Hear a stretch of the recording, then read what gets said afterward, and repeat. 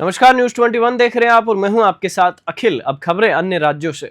मध्य प्रदेश के बैतूल जिले की पवित्र नगरी मुल्ताई में पुण्य सलीला मां ताप्ती उद्गम स्थल पर पितृपक्ष के शुभारंभ के साथ ही आस्था का महाकुंभ उमड़ पड़ा। सोमवार को ब्रह्म मुहूर्त से ही घाटों पर अपने पितरों को तर्पण अर्पित करते हुए श्रद्धालुओं की भारी भीड़ जुट गई। धार्मिक मान्यता है कि ताप्ती के पवित्र जल में तर्पण करने से पितरों को मोक्ष की प्राप्ति होती है और परिवार पितृ दोष, अकाल मृत्यु तथा पुनर्जन्म जैसी बाधाओं से मुक्त हो जाता है। इस पवित्र स्थल पर हर वर्ष मध्य प्रदेश, महाराष्ट्र और विदर्भ के हजारों श्रद्धालु आते हैं। धार्मिक ग्रंथों के अनुसार मां ताप्ती सूर्यदेव की पुत्री और शनिदेव की बहन है। पौराणिक मान्यता है कि देवर्षि नारद ने भी ताप्ती में स्नान कर कुष्ठ रोग से मुक्ति पाई थी। वैज्ञानिक दृष्टिकोण से ताप्ती के जल में अद्वितीय खनिज, लवण और क्षारीय तत्व मौजूद है, जिससे विसर्जित अस्थियां शीघ्र नदी में विलीन हो जाती है। श्रद्धालु ब्रह्म मुहूर्त में स्नान कर कुश, काले तिल, अक्षत और पुष्प लेकर पितरों को तर्पण अर्पित करते हैं। घाटों पर वैदिक मंत्रोच्चार के साथ विधि शास्त्र सम्मत रूप से संपन्न होती है।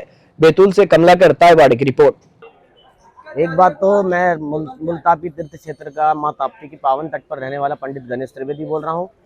एक बात यहाँ विशेष है कि पितृपक्ष में सभी लोग यहाँ निस्वार्थ भाव से अधिक संख्या में आकर अपने पितरों का तर्पण करते हैं और पुण्य लाभ अर्जित करते हैं। कहते हैं पितरों के मां ताप्ती के पावन जल में पितरों के लिए तर्पण करने से, जल की अंजलि देने से हमारे समस्त पाप नष्ट हो जाते हैं और हम पुण्य के भागी बनते हैं। आने वाले समय में पितरों के विशेष कृपा से, उनके आशीर्वाद से धन धान्य और संतान की प्राप्ति होती है और सभी लोग अपने अद्भुत रूप, श्रद्धा और भाव से यहाँ पर हर पितृपक्ष में पधारते हैं। अधिक से अधिक संख्या में आकर यहाँ मां ताप्ती के पावन जल में महान तर्पण का आयोजन करते हैं। मैं आपसे पूछना चाहता हूँ, पितरों का तर्पण क्यों करना चाहिए? पितरों के तर्पण से हमें पितरों की विशेष कृपा की प्राप्ति होती है। मैंने पूर्व में भी कहा था, धन धान की प्राप्ति, सौभाग्य की प्राप्ति, सुख की प्राप्ति होती है।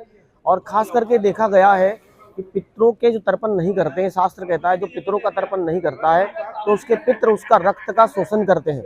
इसलिए मैं सभी से निवेदन करता हूँ, ये जरूरी नहीं है कि पितृपक्ष में ही तर्पण करना है। आप जब आपके पास समय हो, जब आप तर्पण कर सकते हैं। तर्पण करने के लिए कोई नियम या कोई तिथि या कोई नक्षत्र या कोई वार नहीं होता, लेकिन हाँ, पितृपक्ष के जो 15 दिन है वो पितरों के लिए बड़े प्रधान और बड़े मुख्य माने गए हैं।